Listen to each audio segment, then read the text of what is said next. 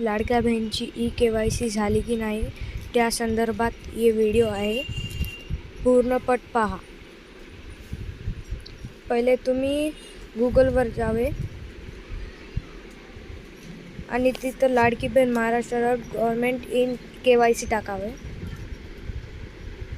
नंतर पहिल्याच वेबसाईटवर जावावे.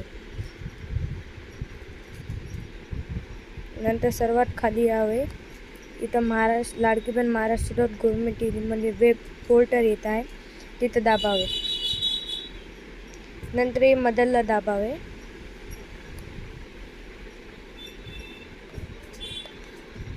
इथं आपला आधार नंबर आणि कॅप्चा टाकावे. आधार नंबर टाकल्यावर कॅप्चा भरून घेणे. नंतर मी सहमत आहे म्हणून इथं दाबावे. OTP पाठवल.